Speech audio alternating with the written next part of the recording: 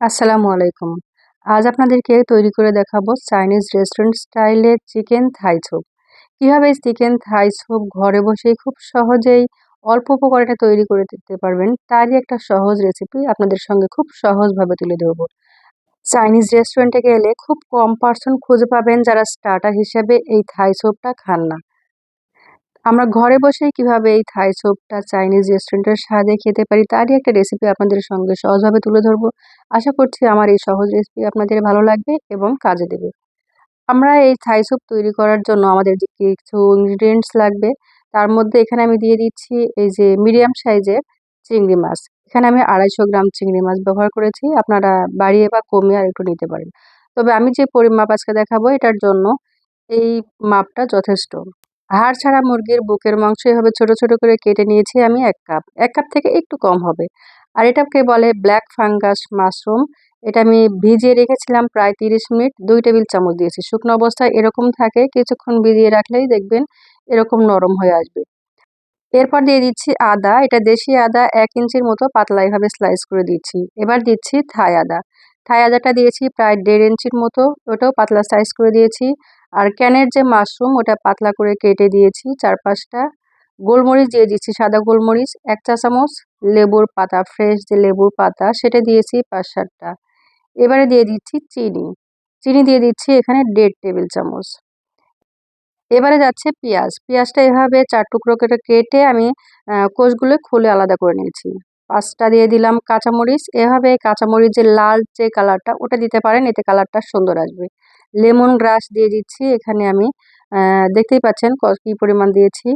এরপর দিয়ে দিচ্ছি চিকেন পাউডার ১ টেবিল চামচ। এটা পুরোপুরি অপশনাল। কাছে না থাকলে এটা বাদ দিয়ে দিবেন। তবে থাকলে দিলে এটা ফ্লেভারটা ভালো আসে এই আরকি। এরপরে যাচ্ছে কর্নফ্লাওয়ার। কর্নফ্লাওয়ার দিয়ে দিচ্ছি এখানে আমি ৩ টেবিল চামচ। আমি যে মাপটা আজকে ব্যবহার করব তার জন্য এখানে ৩ টেবিল চামচ কর্নফ্লাওয়ারই যথেষ্ট। তবে আপনারা যদি আরো ঘন খেতে চান সেক্ষেত্রে ১ টেবিল চামচ বাড়িয়ে নিবেন। তবে এর চেয়ে পাতলা করা যাবে না। এরপর যাচ্ছে ম্যাগি সস। ম্যাগি সসেও সুন্দর একটা ফ্লেভার আসে, চেষ্টা করবেন দেওয়ার। এখানে আমি ১ টেবিল চামচ দিচ্ছি। এবং এটাতে লবণাক্তও আছে। আগে লবণ দিতে যাবেন না, কারণ আমরা যে সসগুলো ব্যবহার করছি এতে প্রচুর পরিমাণ লবণ থাকে। এবারে যাচ্ছে ফিশ সস, এটাও দিয়ে দিচ্ছি ১ টেবিল চামচ। এই ফিশ সসও দেওয়ার চেষ্টা করবেন, এতে করে সুন্দর একটা ফিশের যে ফ্লেভার সেটা আসে এবং লবণটাও এনহান্স করে। এরপর যাচ্ছে ডিমের কুসুম। এখানে কোনোভাবেই কিন্তু ডিমের সাদা অংশটা দেয়া যাবে না। খুব সাবধানে এটা নিবেন যাতে সাদা অংশ কোনোভাবেই না যায়। তবে হাঁসের ডিমের কুসুমটা দিলে কালারটা বেশি সুন্দর আসে। আমার কাছে হাঁসের ডিমটা ছিল না এ সময়। আমি মুরগির ডিমই দিয়েছি। তবে হাঁসের ডিম দিলে কালারটা বেশি সুন্দর পাবেন। সবগুলো দেওয়ার পর এখন সবশেষে আমি দিয়ে দিচ্ছি ১/২ কাপ পানি। ১/২ কাপ পানি দিয়ে এটা খুব ভালোভাবে মিক্স করে নিব যেন কুসুমটা খুব ভালোভাবে এই উপকরণের সাথে মিক্স হয়ে যায়। মেশানো হয়ে গেলে এখন চলে যাচ্ছি সরাসরি আমি চুলায়। চুলায় আমি আগে থেকে এখানে ২ লিটার পানি আমি জাল করে নিয়েছি। তবে শুধু পানি আপনারা ব্যবহার করবেন না। পানির মধ্যে আমি কিছু ভেজিটেবল দিয়েছি। আপনারা মাছের কাঁটা দিতে পারেন বা মাংস দিতে পারেন। এক কথা যেকোনো stock, vegetable stock, chicken stock অথবা ফিশ স্টক আপনাকে ব্যবহার করতে হবে। এতে করে ফ্লেভারটা অনেক বেশি ভালো হবে। আর এই স্যুপে সরাসরি ঠান্ডা পানি দিতে যাবেন না। স্টকটা আবারও গরম করে যখন ফুটতে শুরু করবে তখন আমি দিয়েছি এখানে সস।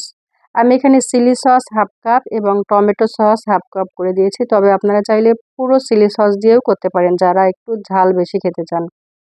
আমি যেহেতু ঝাল একটু কম চাচ্ছি তাই চিলি সস আর টমেটো সস দুটোই মিলিয়ে দিয়েছি।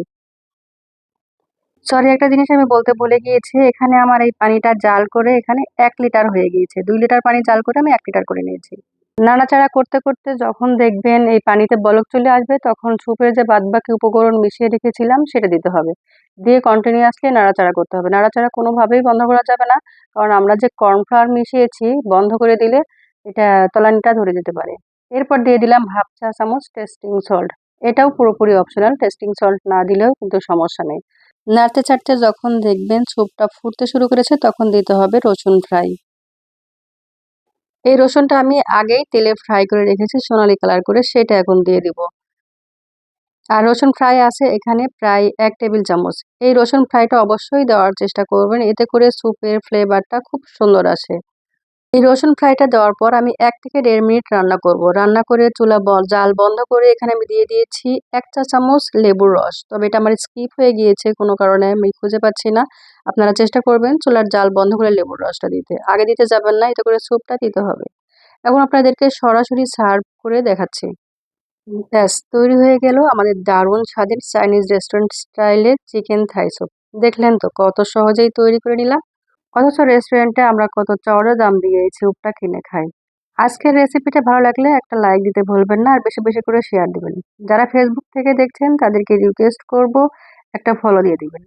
এখনো যারা আমার চ্যানেলটা সাবস্ক্রাইব করেনি তাদেরকে রিকোয়েস্ট করব প্লিজ সাবস্ক্রাইব করে রাখবেন। এতে করে আমি যে নতুন নতুন ভিডিওগুলো আপলোড দিব সাথে সাথে আপনার কাছে নোটিফিকেশন পৌঁছে যাবে আর মজার মজার রান্নাগুলো করে আপনার পরিবারকে আপনি সারপ্রাইজ দিতে পারবেন।